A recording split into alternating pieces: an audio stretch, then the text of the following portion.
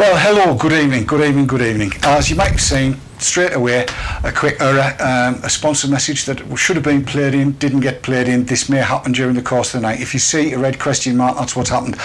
But tonight, here on the Haze Hour, it's a very special night. Beside me is my usual partner in crime, Keith. Good evening.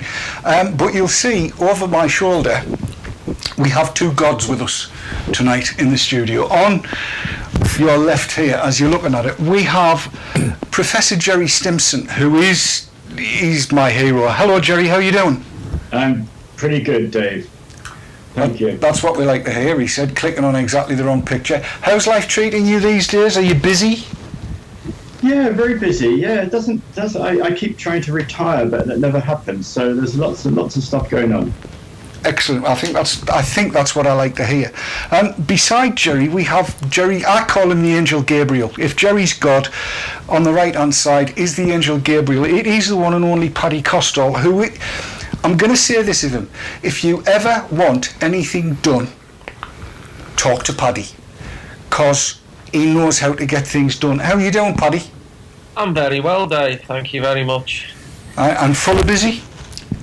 Yeah, I'm very busy trying to keep him busy, so I've still got a living. I like the way that goes. Like I said, if you ever want anything done, ask Paddy, because if he does nothing else, he'll do Gerry, won't you? Something along those lines. Tonight we're going to be talking about some rather exciting stuff that's coming up, and there is an important and exciting announcement to make, which these two gentlemen over my shoulder will be sharing after the titles, which I have to find, and they're here somewhere. I just don't know where. My brain is not working at all well. Here we go. Welcome to the Haze Hour. What that one?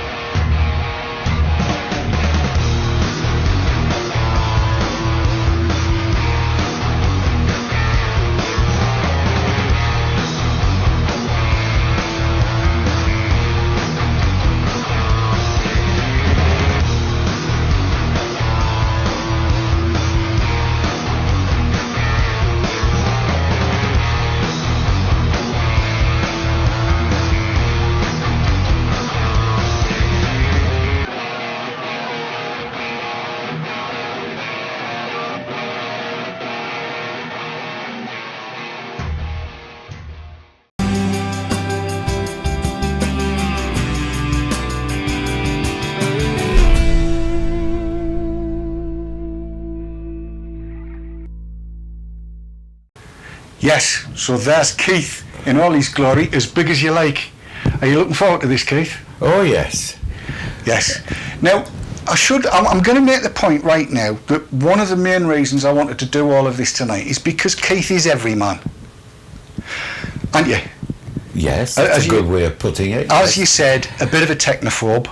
Yes. Not on Twitter, not on Facebook. No. None of the online services or anything like that. It just doesn't happen. It doesn't, no. So what you see is in the papers or on the telly. Yes. So if you didn't know me, that would be what you knew about e-cigs. That's right. Right. And that's what I want everybody to bear in mind. Keith is every man, so there'll be questions coming from Keith that every man would ask. But one of the major reasons that both Gerry and Paddy are here tonight is because in June of this year in Warsaw, as last year, there will be a most exciting event, and I think probably the best thing to do is to throw it over to Gerry to talk about it. Are you the best, Gerry, or should I throw it to Paddy? No, Paddy, you do all the hard work on this. You start and then I'll kick in. Go on then, Paddy. Well, following the runaway success that we had last year, we decided to run the whole thing again. The fortunate thing this year is that we are well into the planning cycle. We've announced it, we've sorted the venue out, we've got the programme committee up and running, and we've also got some of the headline speakers who've already been announced on the conference website. Interestingly enough, this time last year, we were 1 week after making the decision to hold it. So we've advanced significantly, and we hope that that's going to mean that we've got a substantially better event than we managed to put together last time. We have introduced a number of elements into this year that we didn't have last time, one of which I hope people will want to get involved in is that we want to award this year a couple of awards for Vaping Advocates of the Year. One of which will go to a consumer advocate, and one of which will go to, for lack of a better word, a non-consumer advocate.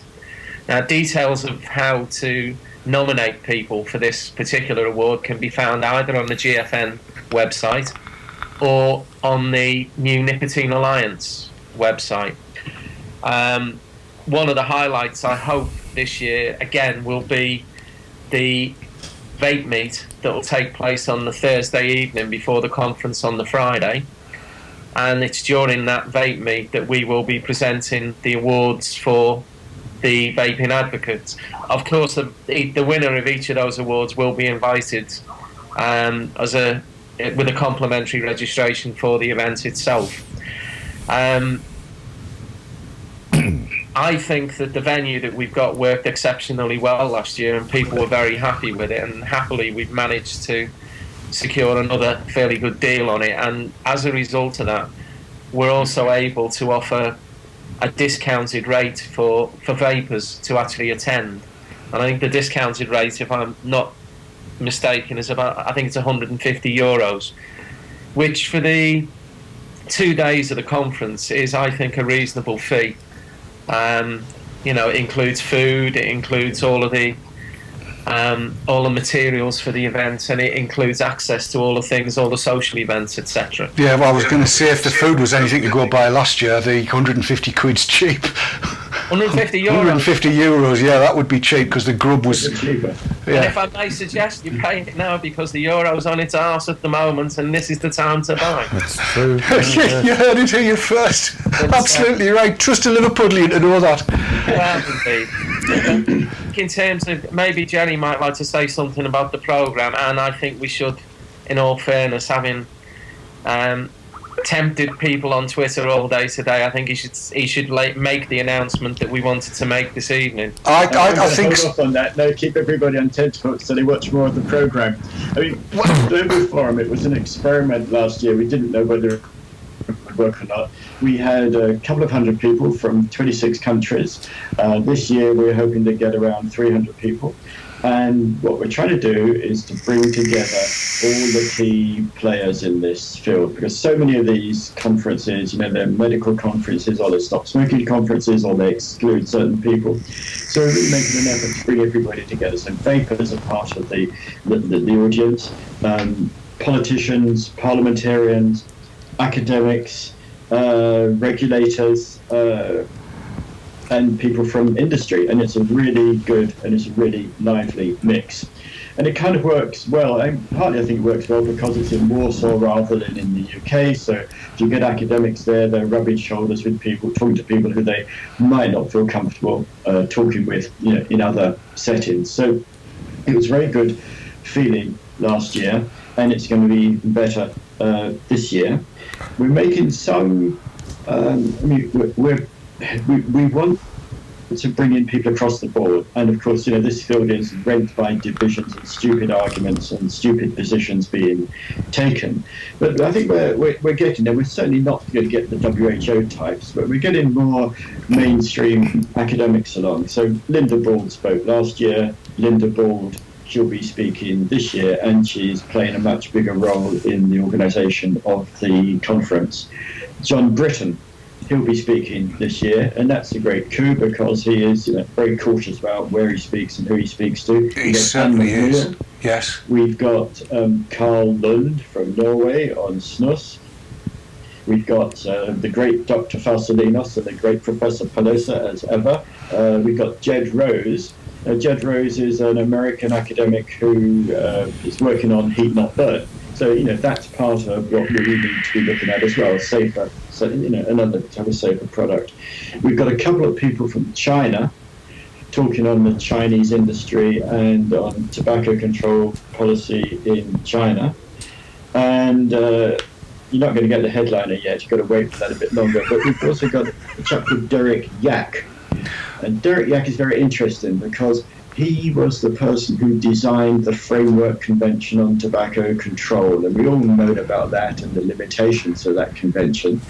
But he was the designer of it when he was at WHO, then moved on to work for industry, now works for a major South African insurance company. But he's very, very interested in e-cigarettes, and so he's going to be given one of the headline talks. So the lineup's looking pretty good. We hope to get lots of vapors will come because that's all part of the mix. We hope to get more doubting academics along, getting them rubbing shoulders with all the rest of us who know what the sense is and what the science is and all the rest of it. So it's looking good, and we're going to have a few surprise speakers as well.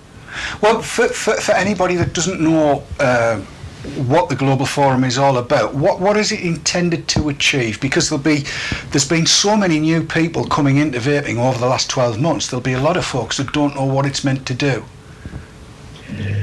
Well, for me, it's that everybody's a stakeholder in this. It's not just another conference. It's really a great opportunity to get face-to-face time with key players and get your views across to key players. And it's a real sense that we're all in this together, trying to change the world in terms of its approach to e-cigarettes and safer nicotine-containing products. I don't think there's any other event quite like it. I mean, there's lots of kind of academic conferences, which, I've had my fill of those sorts of things where, everybody's very polite and there's not much controversy. There are trade conferences, but this is really throwing a whole bunch of people together all of whom have got a stake in trying to make the world a better place around e-cigarettes and safer products. And Paddy, is that what it's like for you? For me, it's a nightmare because I have to organise everything to make it work. But it runs so smoothly. There's no problems at all. It just happens. I think we're tempting fate there. I think it's as it says on the headline for the conference and the strapline for it. It's where policy and science meet, and quite often policy and science are existing within parallel worlds, and never ever do those lines and those silos intersect with one another. It's an opportunity to examine what's really happening. It's an opportunity for policymakers not to just listen to the stale words of the academics and the researchers, but they can actually meet the people who are consuming the various products. There's opportunities for open and honest debate. And unlike a lot of the other events that are around, particularly the events that are around smoking cessation, there's no gag on anybody. Everybody has a right to speak and everybody has a right to be heard. And I think that's quite unique because my experience of attending one or two other events hasn't actually been that. It's been the exact opposite, in fact. Yes, actually you've said that, and there's been a couple of questions already asked in chat, like would Professor Glantz be likely to be there, or Professor McKee, or... They have been invited. They have? They have indeed. A very, very polite invite went from my illustrious colleague as one professor to another, and reply there has been none. Does that surprise you, Gerry? It doesn't surprise me at all. I really think those people are so far off to the left or right, or whatever, just as an aside, there's a great phrase I like to use: "They live lives unhindered by sanity." But no, it's going to be difficult to get them along. But there are people closer to them who we may well get along. But also there's the sort of a big middle core. I mean, the fact that we've got John Britton, Linda Bald, and McNeil come in, these are mainstream, strong academics, and I mean, when you meet them, you can ask them their views on the McKees and the Chapmans and the Glances. I mean, I think they're all very annoyed with the sort of statements that come out from those folks. So, no, I think it's going to be a long time before we get anybody like Glance or Chapman or McKee along. And also, it's rather difficult to guarantee a warm and welcoming reception. But we're going to stretch it in both directions, because we need the academic think people, but we also need people on the manufacturing side.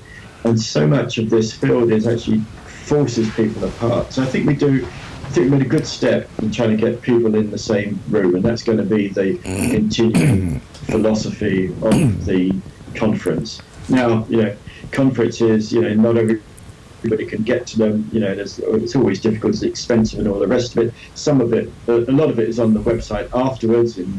We film most of the sessions, and VTTV will be there, and we'll be working with Dave to have some live broadcasts from the event so people can get a flavour of what's happening. We'll recognise that only a limited number of people get to this sort of thing, but it still has, it has influence, and it's the talking, it's the people meeting face to face, which is important.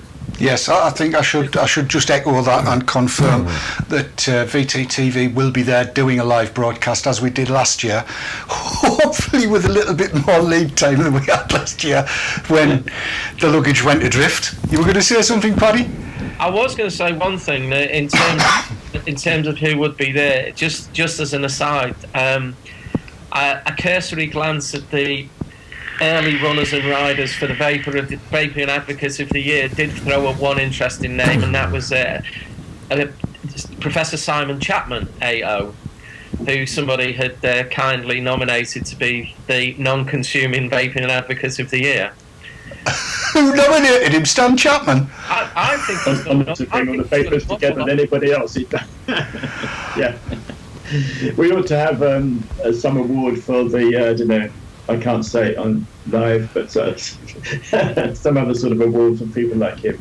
But nevertheless, I mean, there will be vapors there. There is a satellite meeting for vapors, and that is in the aim of that is to bring people from different countries together. Mm-hmm. I think at the vaping satellite meeting last year, there were vapors probably from 20 different countries. I think so, yes. It all helps to move this along, because people talk on social media, they talk on chats and so on, but some face-to-face time, even if it's only a couple of people per country, being in a room together, understanding each other a bit more, aligning advocacy, trying to get a European movement, trying to get an international movement around vaping. It's a little contribution towards the sort of the greater goals we're all aiming at. Indeed. Keith, you were going to say something? I was interested to hear of the Chinese representation.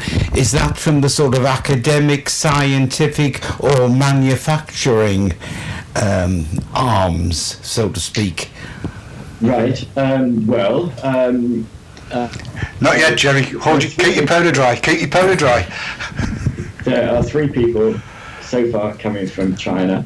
2 of them are involved in the industry or industry associations, but they're very sharp people, and they can understand everything about the industry and about tobacco control in China. And just think of it this way: we look on China as the supplier to the West. Yes. But if people in China take up e-cigs, it's going to be a huge impact on smoking, on a global basis. So the Chinese politics and policies are very important. Yes.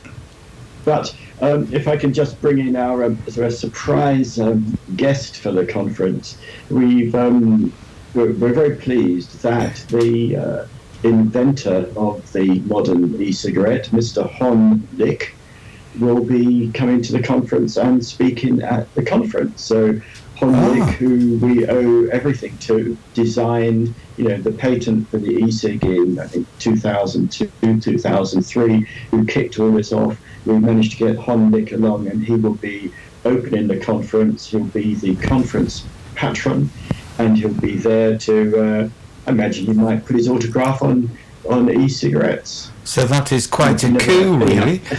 quite a coup. Fantastic. It's Yes. fantastic. I don't think anybody has had him speak at any event so far. So we're incredibly pleased, and really it's a chance also to honour him for, coming up with that idea and for everything that's followed. That's fantastic, isn't it? Very keen to get him along to the vape meet as well on the Thursday evening, so he can actually meet vapers from around the world, basically. Yes, I think it's a remarkable move, and I will say that I've noticed in chat that both Keith and my mics are distorting. We'll try and keep. I got a little bit excited, so I'll try and keep my volume down a little bit and just speak like that. I hope that makes it better. In terms of guests, I think Hon Lik is a major coup, because he's going to bring so much to the party, and he's got so much information. I'm going to do my best to interview him if I can, and if everything goes according to plan, it will be in glorious, very, very high definition. So it's a remarkable piece. And I think now that we've kind of said that, we'll take a quick ad break. I'll fiddle with some microphone volumes, and when we get back, we'll talk about more things that perhaps are current, and also what's going to be happening at the Global Forum in Warsaw in June. But before we go there, I'm going to say, I think if you can get there as a vapor, it's very, very well worthwhile. If you are watching as a vendor, it will be very, very worthwhile.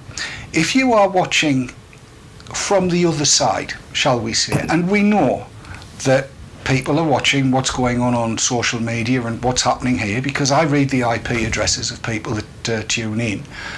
Come, put your side of the story and learn. It's a debate, and it needs to be a debate, and I'm here to tell you now, you won't get your head bitten off.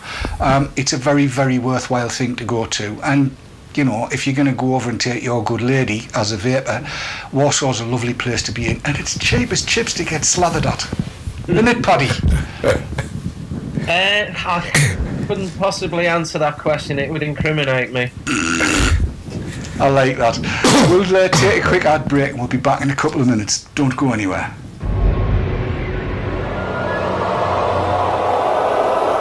Safersix.co.uk, sponsors of the Haze Hour.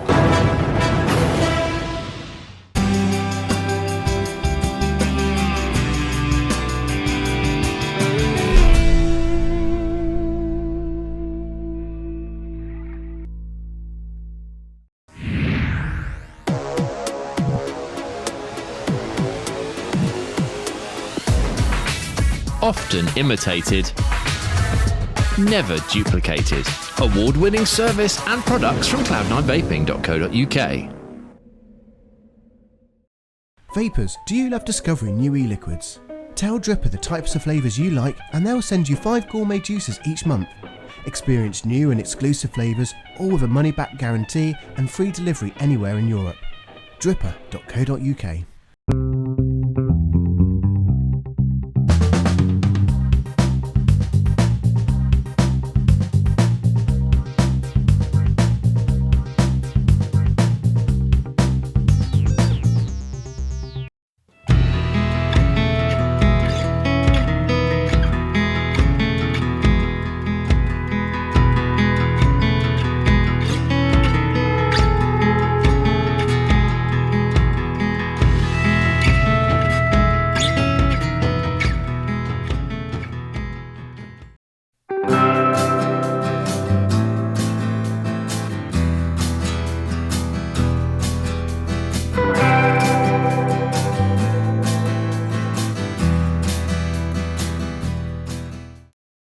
Healthy Vape, UK purveyor of e-cigarettes and e-liquids.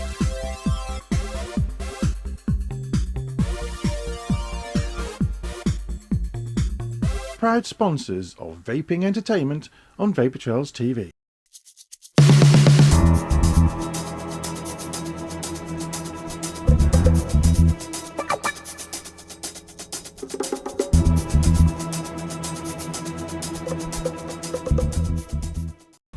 What's in this e-cig cloud? Harmless water vapour, right? Pretty much, yes. Compared to a lit cigarette, it's much safer than smoke. But it contains nicotine, and nicotine on its own isn't toxic and doesn't cause cancer. If you're worried about switching to vapour, here are some facts. No tar, no smoke, no burnt tobacco. Cooking your evening meal produces more toxins than are found in exhaled vapour. Tobacco smoke contains toxins at very high levels, and vapour does not. And that vapour contains 6,000 times less carcinogens than cigarette smoke. Electronic cigarette vapour. There's nothing to be frightened of. The only dangerous electronic cigarette is a banned one.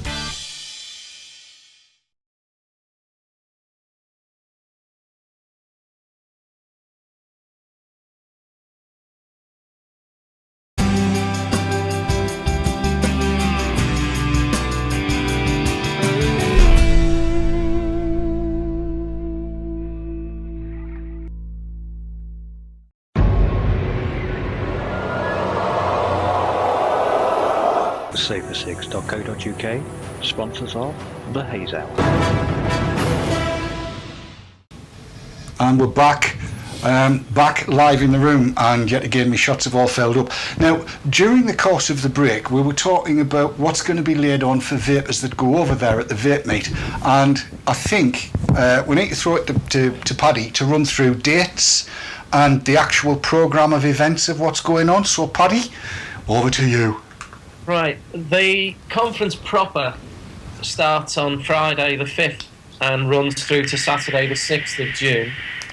But on the Thursday the 4th of June, there'll be a social evening and a vape meet in a local bar and restaurant, which is literally underneath the hotel where the conference is taking place, the Marriott Hotel. And it's a Chinese and Oriental themed, ironically enough, a bar and restaurant, and it's called The Wok. And what we've done is that we've arranged with the management there that we'll have the entire place to ourselves for that evening, and we've arranged for them to provide a buffet of freshly cooked sort of Chinese noodles, stuff like that, so people can help themselves, have whatever they want, and pay for the beer. And if memory serves me correctly, the beer was rather cheap last year. If memory serves me correctly, I think it was 16 zlotys for... It's about £3.50. For a 4-pint jug. God. There you go. And I'm here... Yeah, and I'm here to tell you, it slips down an absolute treat. And they have a very good wine list. They have red wine and they have white wine. That's true. And no rosé, but you mix music. And needless to say, vapors are welcome. Yeah, well, there was a fair contingent there last year, and aside from kind of hands across the sea sort of thing, it was great to speak to everybody else that was there. But I mean, dear me, we got... I'm not going to say asked to leave, but we were shown where the door was around about midnight, and then somebody waved a handful of zlotys, and we were shown the door back in, and continued drinking. I believe it's available until 1 a.m. And what time does the conference start the next day? 9:30. Oh, bugger. Can we not put the start back till 10:30? So is there a maximum number of people that can attend, or... 200 or 300? Right. The place is rather large. It's big enough to be able to fit 300, I would think. Vaping hard. If the weather is a little more clement than it is here at the moment, which in June in Warsaw I would hope it would be, then there's a large terrace on the outside where people can sit as well, which is quite pleasant. Yeah, and the party will be hosted by SWEP, which is the Polish Vapers Organisation. Oh, right. SUEP. Some people might be familiar with them, and particularly Robert, who's one of the leading lights, and Mirek, the Starry Chemic. Yes.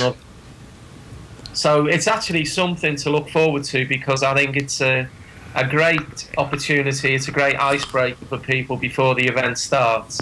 And it's not just for vapers, it's for other guests as well. And I mean, last year I remember vividly that people like Peter Hayek came along and met people, and it's a great icebreaker, as I say, for the conference itself. And we do start rather gently the following morning with satellite sessions, and the formal opening will take place in the afternoon which is when Hon Lik will make his entrance. So it's, if you go to the GFN website, which Dave will put the address up of because I've forgotten it. It's already been done. You can find details of the outline of the programme and the session, the provisional session titles. There's also some details of the speakers that have been confirmed. Obviously, some of it's subject to slight changes, but broadly speaking, that's what the event is going to be like. And as Gerry said, it's a richer event for having consumers present, and I think it's the one event. If I would say this though, wouldn't I? But it's an event I would encourage people to try and come to. Yeah, I've got to say, I mean, last year there was a fair amount of worry about pricing and where it was and stuff like that. But having been there, I can tell you now, well, just to give some examples for anybody that's thinking about going, if you were to have a steak tartare over here in the UK, I don't think you get one for less than 20 quid in any reasonable hostelry. I paid £4.50, and seriously, this thing would have fed two of me. I forced it down. The be as cheap as chips. I'm seeing in chat that people are getting hotel rooms at 28 quid a night in the Mercure and places like that, which again at 20. And it's okay. Yes. It's okay. Yeah. Well, it is. It's right beside, isn't it? The Marriott where the venue is. Well, the Mercure, in actual fact, you can reach the venue by going underground. So even if the weather's bad, you can walk under the shopping centre and get there. So. But it's okay. The hotels are very, very good standard in Warsaw. Well, this is true. This is true. So, and I'm hearing from Sarah Twiglet that she's getting flights at 55 quid, and I think that's return. So, but she's also flying to a place called Modlin, which is an hour and a half outside Warsaw. But it's not bad. It's easy to get in from there. But I booked my flight today, and it cost £135, and that was on LOT, the Polish airline. Yeah, it's not massively expensive to get to. It's not massively expensive to stay, and it is cheap as chips to drink and eat. And there's even good, decent shopping, and there's culture and art and stuff like that. So that's all good. Now, Hon Lik. There'll be people wondering what the hell are they on about this Hon Lik guy for. Well, let me tell you a little bit about him. He's actually, this is him. This is the fella that invented e-cigs in 2006, 2005, 2006, 2007, around about there. And that one that he's holding, I think, is probably the first one that he came up with. His father was a smoker and actually died of lung cancer, which was a bit of an issue. And Hon wanted to try and find something that basically gave you all of the joys but took out all of the death, and hence the e-cig came along. So that's the guy. That he's like the father of where we are at the minute. And I know there are other claims in the States and places like that, but he is the father of where we are at the minute, because it's from the product that he came up with that this whole e-cig movement worldwide has grown out of. So to get Hon Lik as a guest, I don't know which one of you sorted that out, but whoever it was deserves a massive round of applause, because that, I think, is a great coup. And I'm so looking forward to meeting him and sitting down and talking to him, because he's a legend. Bottom line, he's a legend. So has he a sort of scientific or business background, or an inventor, or? I think he's more of an inventor. How would you characterise it, Gerry? He's an inventor, but he's also a vapor. You saw those photographs of him, vaping away. So, yeah, I mean, great guy. There had been earlier attempts to develop nicotine delivery devices, but it was his invention which really kicks it off, because, it's a simple thing in a sense, but it has multiple variations. You've seen the massive development of different types of e-cigs, in a very short space of time. So it's an invention that's had a huge impact, and it's got a long way to run, no doubt about that. Yes, absolutely right. Now, we'll probably talk more about GFN later on in the show, but I wanted to broach a subject with the pair of you that's been niggling me and a lot of vapors on Twitter all this week, and that is the situation in California. Gerry, Yeah. when I did your introduction, I should have done it a bit further and let everybody know that Gerry is the godfather of harm reduction. And it's not just tobacco harm reduction, it is harm reduction in the drugs field, alcohol field, all of that. He is a man without peer in my regard, in terms of harm reduction. Gerry, what do you make of what's been going on in California with what the Californian Health Department has come out with, this whole thing basically saying that e-cigs are more dangerous than fags? How the hell do we combat that? It's bizarre. They've got this Curb It campaign, which is an anti-smoking and an anti-e-cig campaign, and both the adverts that they produced and the guidance documentation, the booklets and the posters and so on, are all saying that e-cigs are dangerous and as dangerous as smoked tobacco. Clearly bonkers. And the good side to it is that, if you say something that's bonkers, soon you've got everybody who knows the real science and the real sense shouting. But what's extraordinary is that this could get through, through a municipal, major city health body, and they've got the science, they've got the policy completely wrong, and that's quite staggering because San Francisco has a very long history of doing really good things in the field of public health. In terms of harm reduction, going back to the 1980s, the early 1990s, San Francisco was one of the few cities around the world which soon worked out what was happening with AIDS and gay men, and worked out what was happening with AIDS and people who inject drugs, and started very innovative and very compassionate type projects. There's a long history of doing good things in San Francisco. I really don't know the history in the background, but I think it's got Stan Glance's fingers all over it because he is there. And I can only imagine, I've looked through the documents, I can't find who they sought advice from, but it's a regurgitation of all the nonsense that Glantz churns out about, risk to kids, the flavorings, renormalization of smoking, and so on and so forth. It's just a completely bizarre document for a city to produce, and I'm really pleased that all our colleagues in the US are up in arms about it, and people around the world are tweeting and doing blogs and saying how daft it is. But it is most extraordinary bit of policy for any modern city to produce.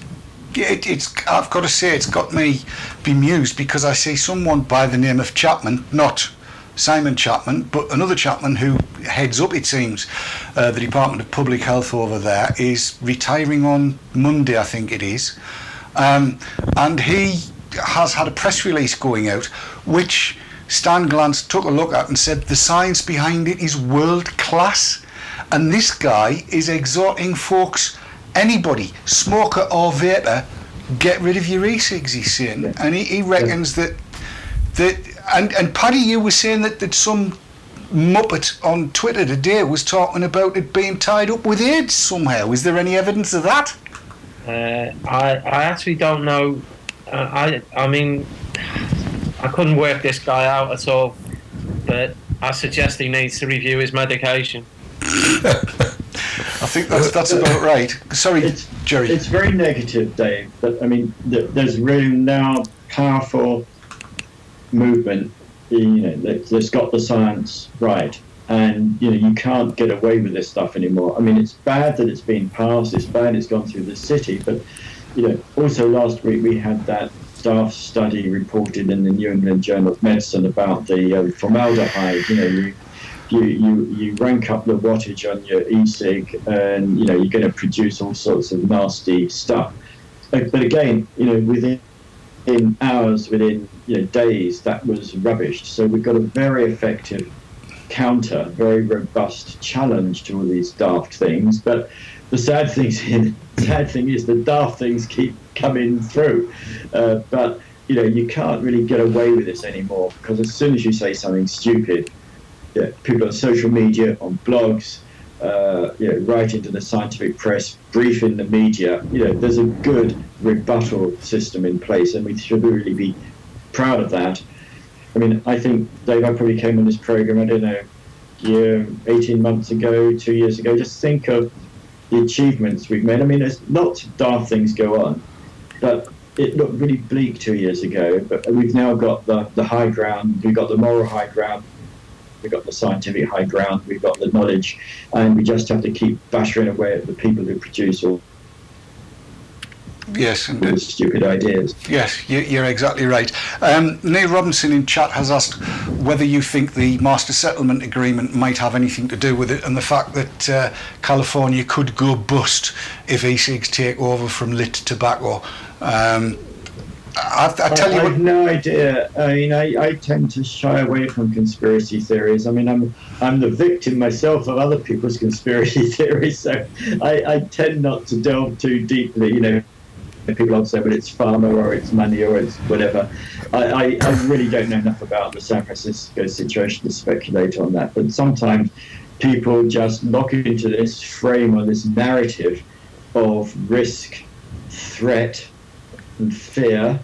It parallels the narrative of threat, risk, and fear that our own Sally Davis, Chief Medical Officer, regurgitates, that McKee regurgitates, that the Faculty of Public Health regurgitates. All the minor risks, and the fear that this is going to kind of upset the whole world, and everything we've done so far in terms of smoking control, and missing what the harm reductionists would see and which individuals with vape would see as the huge gains you can get from these products. So it's an unwelcome narrative, and it's one we're going to be fighting against. But I think we're on the winning side.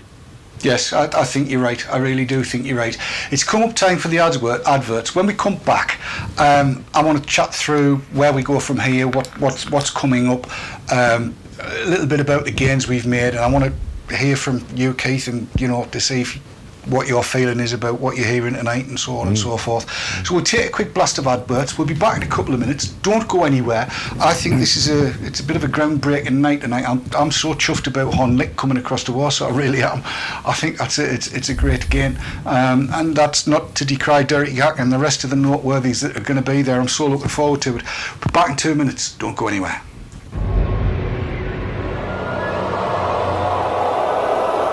Safercigs.co.uk sponsors of the Haze Hour.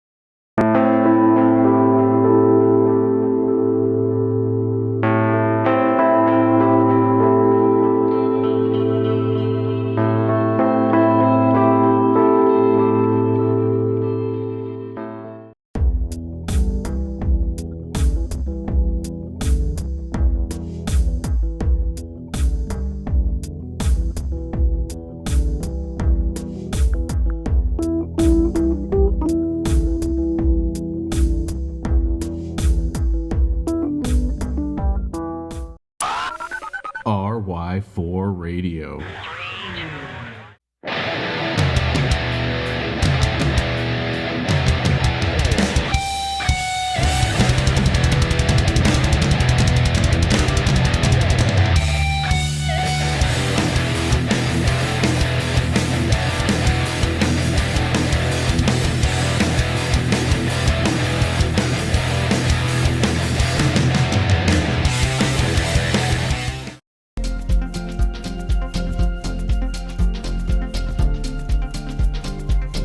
Joytech UK are proud sponsors of vapetrails.tv.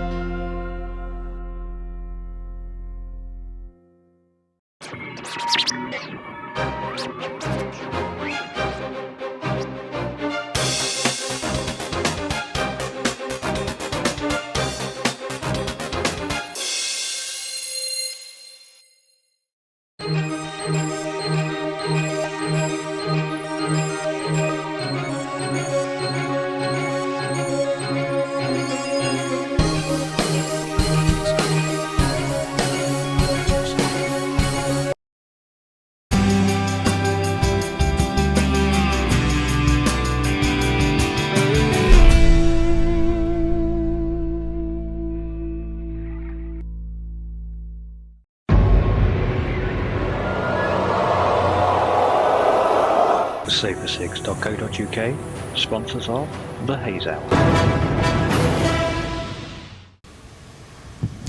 And again, we're back in the room. The shot was on you, Keith. What do you make of what you've heard so far? Well, I was just encouraged by Gerry's optimism. Really encouraged by that. I mean, we hear so many negatives, don't we? And, he's on about the progress that's been made in the last couple of years or so. Mm. And, I mean, he's talking very optimistically. Well, and that encouraged me. Some of the negative stuff that keeps popping up, and I mean the latest is this American stuff. Yeah.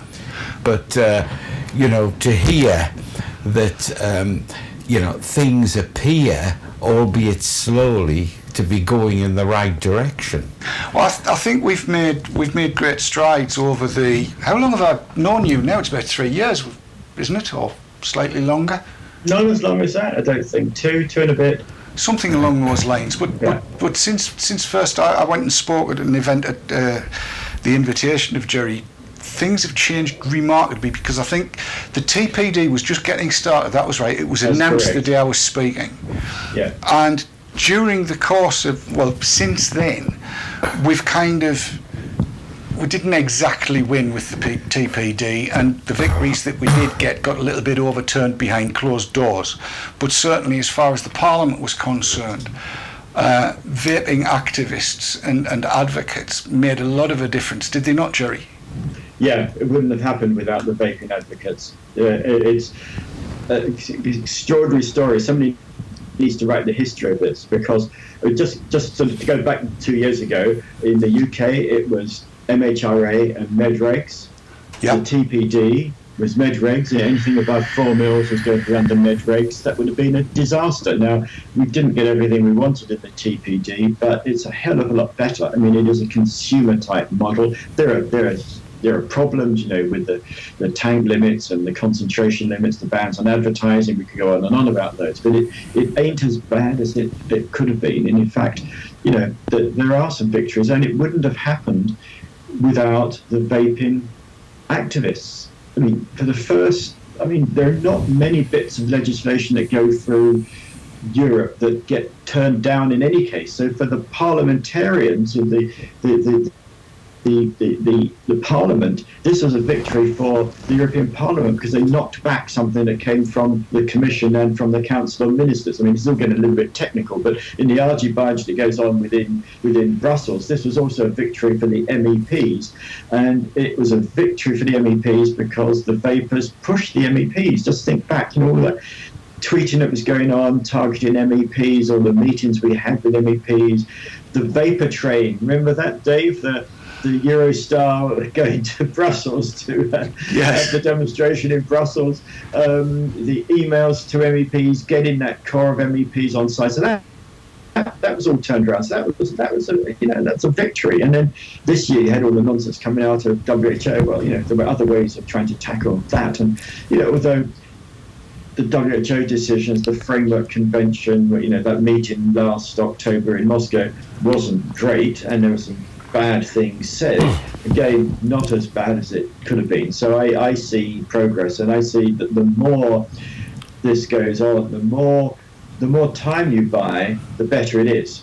The more you can put off the bad decisions, the better it will be, because you have more people vaping, you have more use of e-cigs, and that makes it much, much harder for politicians and regulators to do anything daft. The more this becomes, the commoner guard and the best way to stop, to switch from smoking, you've got the power of the masses of people who are using them. So it gets harder and harder for people to do daft things. There are still going to be stupid things suggested, San Francisco, so on.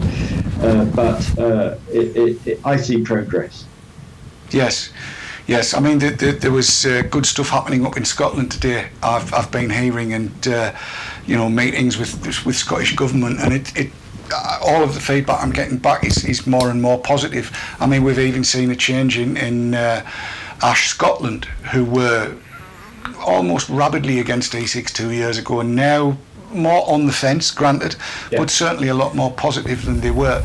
So what do we need to do to kind of keep this thing going forward and you know, really keep the ball rolling and get things going more positively, Gerry? What do you think we need to do? Well, it sounds a bit trite, but I think it's about engagement. I mean, the social media stuff is great, and vapers are very good at being kind of an organised but disorganised bunch of people. And the activity against the TPD worked well because there was a single slogan: "Save e-cigs." You know, there wasn't any organisation. But I think as we move along, it's much more about not just talking to each other on social media or sending emails. It's actually going along and trying to talk to, like, Ash Scotland, making whenever there's a consultation, like in Wales or in Scotland, you know, making sure that the voice of vapers is put forward to people who are making policy decisions. You know, it's right into Public Health England, you know, Kevin Fenton, people like that saying, you know, I say we because I don't vape, but, you know, we deserve, our voices need to be heard. You know, we don't want to be just the subject of surveys, but we've got views on this legislation or these policies which are going to affect our lives. So moving more to engage, you know, it's difficult because there's a bunch of people who don't want to talk to us. You know, we know that there are, you know, directors of public health, awful. You know, there's only about 3 directors of public health in England who've ever said anything positive about e-cigs. But you have to keep on. You know, they're not always receptive, but you have to keep pushing and get your voice across. And it's working. You know, the media come to some of the key vapers now for quotes. You know, it happens automatically now. So there is a voice, but it's engaged. I'm sorry to go on, but sometimes I get a bit irritated, too much on social media and not enough kind of knocking on your doors and you're knocking on the door of your MP. I think that's the getting the balance right. Yes, very much so. The knocking on the door of the MP is very important. Certainly mine is very much evidence-led, and she's very much persuaded by the evidence. We've done that, haven't we? Yes, we both went to say, I mean, obviously, living next door to each other, Keith and I share an MP. Yeah. I might need to rephrase that, I'm not sure. Yes. But yeah, she's, whenever we've spoken to her, she's always taken the same view, that she's led by the evidence, and she has the ability not to be swayed by stupid evidence, you know, made up stuff like this latest malarkey that's come out of California, which is remarkably good. I think I should also say really that in terms of what's going on with e-cigs in Wales, in the UK, in Scotland, in America, in Europe, a lot of stuff is happening with people in meetings that we can't kind of start shouting from the rooftops. And it's not that it's happening behind closed doors, but Gerry, you've done an awful lot of this, and I think it might help people understand if you can kind of explain that sometimes how these things have to happen, that there are, I don't even know, confidential meetings, shall we say, and that there's nothing secretive about it. It's just to protect the ignorant in some ways sometimes. You have to, I think it's getting easier. You know, the fact that vapers are asked up to Scotland for the consultation, you know, the fact that there's now an all-party parliamentary group on e-cigs, you know, that we've got a handful of parliamentarians interested. You know, there always will be the behind closed doors stuff going on, but, you know, people shouldn't have easy lives. You know, they should be challenged all the time. Yes. And it's moving towards, I mean, I see considerable parallels to the work that I did many, many years ago with AIDS activists. You know, many people weren't being listened to, but, you know, really important things to say about policy, legislation, and all the rest of it. So you have to make a nuisance of yourself. And you can do that noisily, and that helps, but you can also do it politely and, you know, in an engaging way. It all helps to push it forward. But, you know, it goes back to that thing that I raised on this program long time ago, you know, the slogan, nothing about us without us, because it affects our lives, and the people who are making decisions need to know about the lives of people they're making decisions about. Yes, exactly right. Actually, you mentioned engagement there. Laurie in chat has just reminded me that something occurred today, specifically with reference to the Labour Party, which I have to say has been nothing but obstructive for the last 2.5, 3 years that I can think of. Indeed, it was Burnham that started the whole ball rolling on all of this, as I recall. But the Labour Health Group, I think it was, made contact today on Twitter, and I believe Lorien was sending evidence across and has begun engagement there. So it does seem that we're making strides in all different areas of the jurisdiction, that things are happening that are positive, and I think that's all to the good, and I think people need to take heart and more importantly take action. What do you reckon to that, Gerry? I totally agree. It's doing things, not just talking about it, but doing things. Well, I mean, that's encouraging, isn't it? Because you hear so much now of politicians trying to control people's everyday lives, don't you? In various aspects of government. Yeah, I mean, you do, Keith. And I mean, I think what's interesting about vaping is that most vapers know more about the science, more about the evidence than those other people who are trying to tell them what to do or what not to do. Exactly. So, yeah. Exactly. Yes, I've just been reminded it was the Socialist Health Group.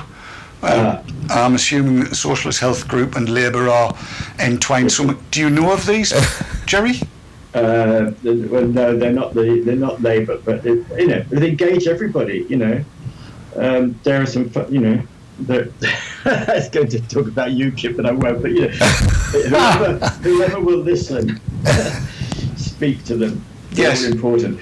Even going back to members of Parliament, it started with a handful of MPs, and now there's a growing number. You don't need more than about 12 or 15 people in Parliament to get interested in a particular issue for them to have a real influence in what goes on in Parliament. You think you might need hundreds, but in fact many of the special interest groups in Parliament are just 12, 15 MPs and Lords who are very interesting, because we've got the Mark Paulses, and we've got in the Lords Callanan and yes, not Callahan and Matt Ridley. Matt Ridley, yes. Both Martin Callanan and Matt Ridley are definitely on side, yes. Yeah. And also, I think, just in terms of practical things, working locally, talking to GPs, educating your doctor. Doctors advise us about smoking, and turn it around. The brief intervention with your GP. Tell them that you vape. Tell them that what it's done for you.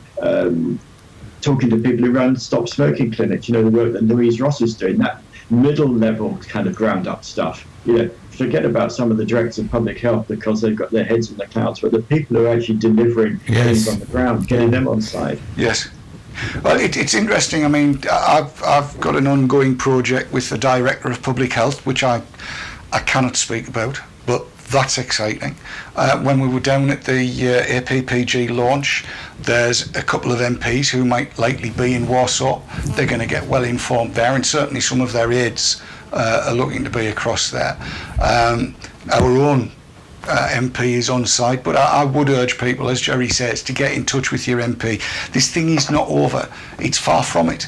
I was advised by a sitting MEP who has a certain level of notoriety that the antis will keep going at it, and they'll keep going at it, and they'll keep going at it because they don't know when they've lost. So they'll carry on as long as they possibly can. He reckons 10 years to get this finally nailed down, put to bed, sorted out, so that we've won and they know it. Remember about a year ago, I'm mindful of listening very carefully to that, the Greek doctor, the Greek academic. Yes, Dr. Vassilinos. That was the name. And he talked about the business of saving lives. And that is the bottom line, isn't it? Well, exactly right, yes. Saving lives. exactly right. And I've been reminded. I hate to have to say this, but I've been reminded by my producer, Kat. It's 10 o'clock. That time is upon us. That it's almost time to go. I could sit and talk with Gerry all night, and frequently do. And in Warsaw, we definitely will. I doubt I'll get any sleep, but I really don't care. Gerry, thanks for joining us. Paddy had to leave in the second ad break, as everybody will have seen. He's got to guide a wayward visitor home in London. God bless him. I couldn't live down there. No. It's too big and too crowded and too many people, and beer's too expensive, and I drink far too much. So that would be no good for me. Listen, the one thing I want everybody to get out of tonight is that we've made major strides over the last 2-3 years. We have made massive strides, thanks in no small part to the man over my shoulder, Professor Stimson, who, as I've said before, I think is a god. I would love to see another 10 of you, Gerry. I really would. The power would be enormous. It would be absolutely fantastic. In fact, another 10 of you and another 10 Paddies would be it. Would be sorted. You're embarrassing me, David. Thanks for the compliment. It's true, Gerry. Listen, I wouldn't have done half of what I've done, whatever I have done, had you not been there to kick me up the backside and get me to get it done. And Paddy's the same. And I know you're responsible for an awful lot of what goes on. So you've got my undying thanks. And always will have. Thank you. I really do want people to know, look, we can win this whole thing. We just need to make our minds up to win it. I've already done that, and I know the vast majority of people in chat are already there as well. Get out and talk to everybody. Talk to your MPs. Talk to the Stop Smoking Services. Talk to doctors local to you. Talk to nurses local to you. Talk to everybody and give them a taste of your passion, because that's what this is all about. It is a passion. So, as I always say at the end of every show, vape on, vape hard all together now, and don't let the bastards grind you down. Till I see you next time, take care of each other, enjoy all your vaping related activities, and don't forget to tune in at 9 o'clock every night, Sunday to Thursday. Till next time, from all of us here, thanks for tuning in. Take care. Bye bye. Wrong button. Fat button.